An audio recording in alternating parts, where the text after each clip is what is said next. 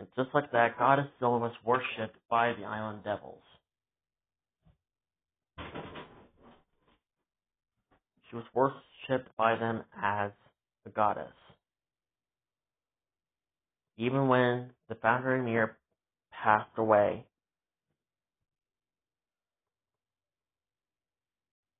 sorry about that, but as I was saying,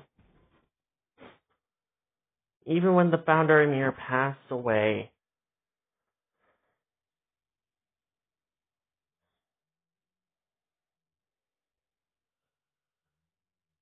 Godzilla was worshipped as a true goddess.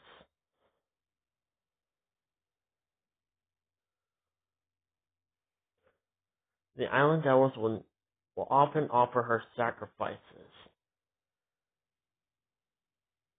They'll normally offer for human sacrifices or giving her giant dinosaur carcasses, whale carcasses, megalodons, mosasaurs, etc. And with these sacrifices, Godzilla was very thankful.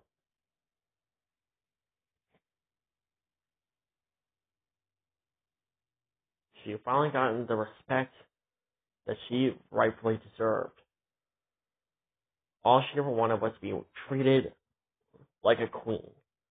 But here on this island, she was treated something greater than a queen.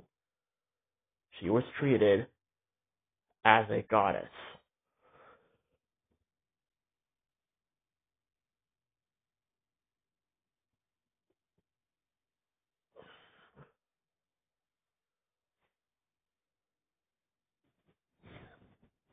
Now, if you're wondering what happened to Godzilla Ultima 1954, Ultima 1954 was slaughtered by Legion, Destroya, and Space Godzilla, leaving Godzilla Ultima to be completely alone. He decided to go to a volcano and hibernate there for years. And when he went there, he stayed there for years and years and years.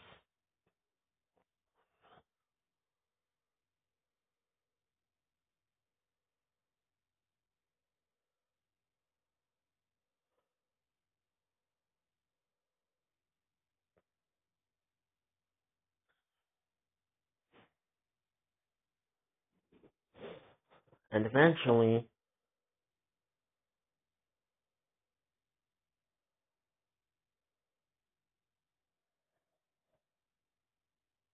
God's Ultima would eventually wake up again. But that won't happen until thousands of years to come. But for now, he remains in his volcano. Godzilla eventually decided to hibernate, telling her worshippers to never wake her up again, to not wake her up. And if they do, she would destroy everything that they know and love. And with this, she left her home island completely vulnerable and defenseless against the entire world, who declared them as devils.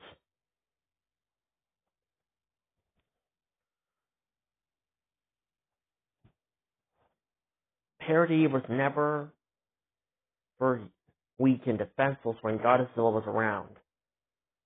She defended them, she kept them safe and therefore she never once allowed anyone to harm them. But with her going into deep hibernation, she left her people defenseless. She left them leaderless.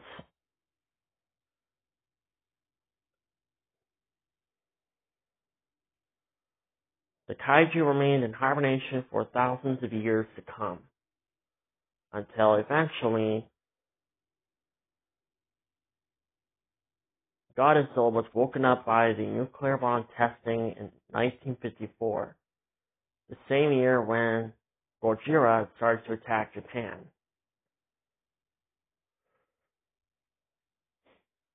Except Godzilla was hit intentionally. Basically, the humans who fired the nuke at her, wanted to kill her, but by mistake, they accidentally made her stronger. Her atomic breath color switched to blue to purple. This is how she got her purple atomic breath, because she gained more power and therefore she started to attack cities as well. At the same time, this was when Legendary started to chase Shiramura around, and when the nuclear bomb testing hit him, it knocked him out. He remained in a coma for 5.5 years, until eventually he woke back up. During this time, Godzilla continued to attack cities all around the world, and eventually returned to her old territory, her birthplace. She returned there and decided to stay there for a while until she left again to find a new territory. She couldn't find any other perfect territory, so she decided to remain on her home island, the Island of the Devils. But during this time, they have forgotten completely all about her. They've forgotten who she was, they've forgotten everything. Just like how the first king erased everyone's memories about the horrible crimes that they committed against the world, he also erased their minds about their goddess.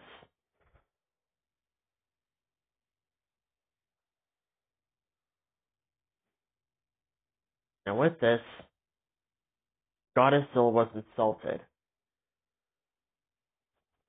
She wanted to attack them, but she decided not to.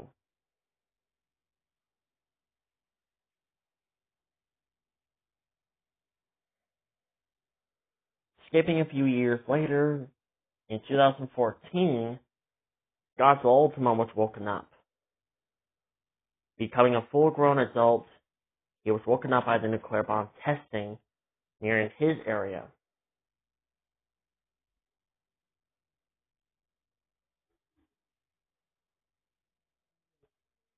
Anyways, Godzilla Ultima was woken up by the nuclear bomb testing in 2014. And with this, he also started to attack humanity as well.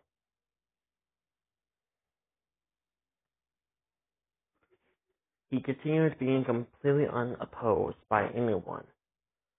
No one attacked him, therefore, no one really posed a threat to him.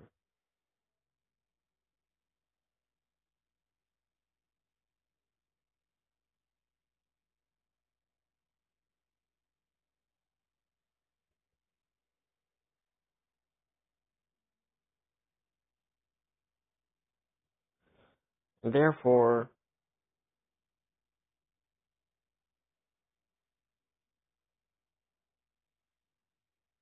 God's Ultima was unchallenged by anyone until eventually 2020 happened.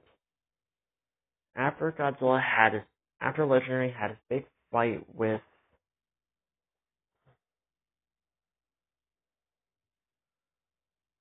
Kong and of course Mecha Kevin, until he got Mecha Kevin back on the good side,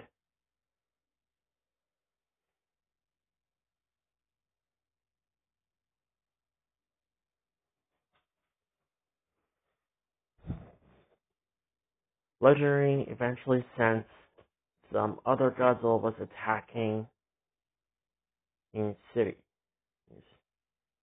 And this is when he met Godzilla Ultima.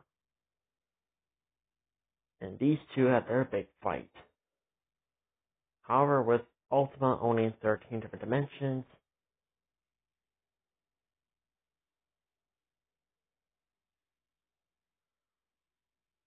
he got the upper hand. He overpowered the Legendary, even though Legendary, when it came to speed, and of course he was more agile than Ultima was. However, they kind of went when it came to experience. They were equal when they were very equal when it came to experience.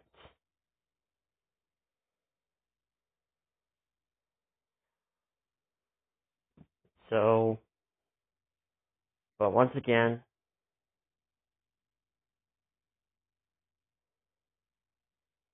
an Ultima owns 13 different dimensions, an overpowered legendary.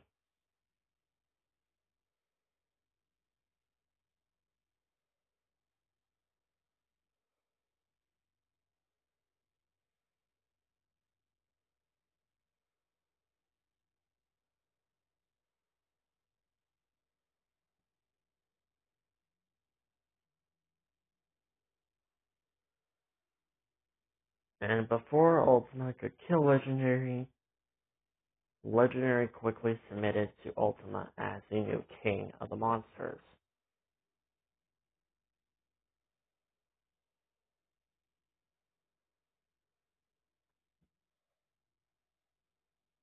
And therefore, Ultima became the new crowned king of the monsters.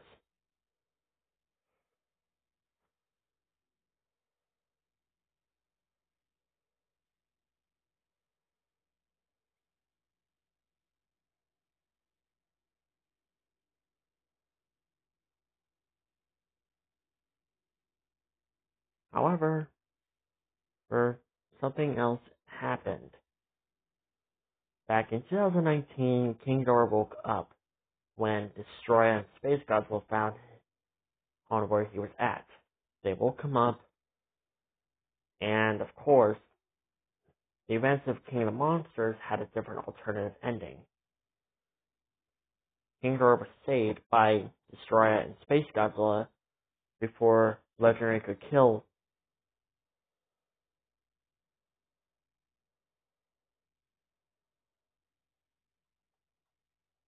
King Ghidorah. Therefore, King Ghidorah survived.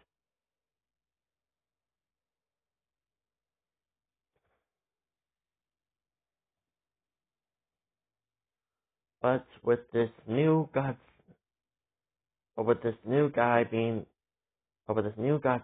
Godzilla Ultima, being the new crowned king of the monsters, Legendary Ghidorah will have to deal with him. Legendary eventually started to admit that Godzilla Ultima is a better king than he was. Despite Ultima having no experience on being a king, he was a good leader. And eventually, in 2021, Ultima decides to take a long vacation for 2 years, leaving Legendary in charge temporarily. Until this is when the events of Godzilla's Type-Size Adventures took place.